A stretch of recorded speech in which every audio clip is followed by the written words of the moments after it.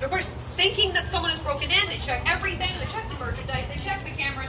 Nothing is missing. The camera saw nothing either. So they figured it must be the wind. But it happens every single night. Even today, if you were to go to that building, which now holds Vintage to Vogue Boutique, you will see that that boutique has a heavy iron weight on the top left window of their building in order to keep that window closed every single night. It works only some of the time though, because most of the time it will open up anyway, even 2 or 3 inches, even though there is a 3-pound heavy iron weight keeping it closed. If you go to that building, they'll tell you a little bit more about their ghost. They do believe it is a woman, and she does not like the bridal stuff up there. She tends to knock that around apparently every night as well. But because there's so many ghostly experiences all in this surrounding area, we figured that maybe there was something else going on and we needed to expand our search a little bit more. When we did that, we came across as close to an answer as you possibly can for this kind of thing. So back in the 1930s, a huge tornado came through that section of downtown Greensboro. In fact, half of modern-day Lewis Street was created in the destruction of that tornado because it destroyed some of those buildings so badly they decided not to even rebuild them. 14 people died in that tornado. Now, where all the 14 people died in, unfortunately, we do not know. The newspapers decided not to report that fact.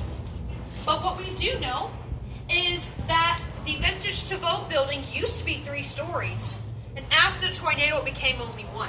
No, after the tornado, it became only 2. Sorry. It used to be 3 stories, went to 2.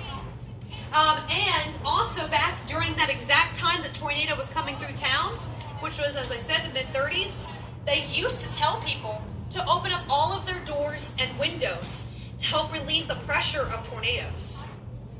Now, of course, nowadays we know that is an absolutely terrible idea, and do not try that at all. In fact, run away from all doors and windows. But they thought back then it might work. And so it seems that maybe the ghost in Vintage to Vogue is reliving that night over and over again. They think that the tornado is coming into town. It's what we call the residual haunting. It is a ghost that does not realize that they are dead, and so they keep repeating an aspect of their life, sometimes the middle of it, more often than not the very end. And that seems to be what is going on there. They keep thinking that tornado is coming into town. They keep becoming desperate to try to open up all of their windows to save themselves and their family like they were told to do. And it was probably the very thing that ended up getting them killed. So, as I said, it seems to explain what's going on in Vintage to Vogue, and we don't know where all the 14 people died in. Who's to say one of them couldn't have died in the Elsewhere building?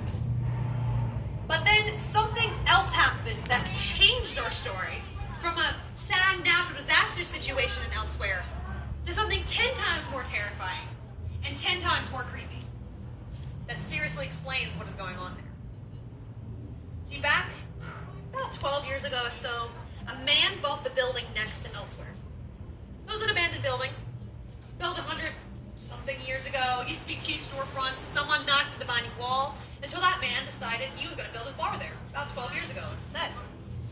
But he was a construction man at heart, so he knew how he was going to build it.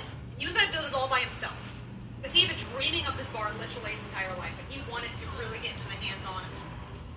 As he was building, though, he did get the blueprints for the building to make sure he wasn't knocking down anything he shouldn't be knocking down.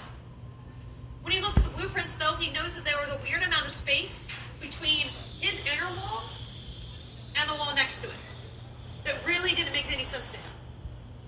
But he figured, it was a weird way they built the buildings all those years ago. I'm not really going to worry about it. Maybe I'll make it into a deep-set shelf at some point and just forget about it later. So he made a mark on the wall where he might want to do that shelf someday, and he decided to come back to it at some other time. But humans are very curious by nature. So as time went on, he really started wondering, what is going on behind that wall? Maybe there's something really, really cool back there. Like old newspapers maybe, or maybe most likely just mothballs. But he really wanted to know. So one day before he officially left for the night, he was going to find out once and for all what is going on behind this wall. So he drills a little hole in there, he shines a light through, and he looks, and doesn't seem to be anything. Something's blocking his view. He can't tell what is happening. So a little confused, he makes it a little bit bigger. Once again, he shines a light through. Once again, he cannot see what is going on. finally gets very, very impatient. And he grabs a crowbar and he jams it into the hole. Pulls back as hard as he can. And like a dam bursting, that wall comes apart and outpours hundreds and hundreds of chopped up human bones. Now naturally, he was not expecting this. So after his initial shock, he immediately called the police. He immediately started taking pictures from about 11 p.m. that night for the next few days. That whole area was quarantined off as a crime scene. They had no idea what these bones were doing in there. Finally, some tests came back in. The test determined that the bones had been in that wall for about 100 years. So then you have a new question on your hands. What was that building 100 years ago? And why did they feel the need to put bones in their wall? Well, 100 years ago, there used to still be two storefronts. The left side was a mortuary. The right side was a funeral. They were owned by the same family, and they went bankrupt at around the same time. So maybe you can kind of see where this is heading. So instead of telling anyone that they no longer had the money to perform whatever they were hired to perform on the bodies that they had been entrusted upon, they decided just to hide that fact, chop the bodies up, stick them behind the wall, got enough money, and when they had enough money to leave town, they left, and they got away with it completely scot-free for over 100 years. So, the man who was going to build his bar there decided not to. Definitely can't blame him on that. Moved to a new location.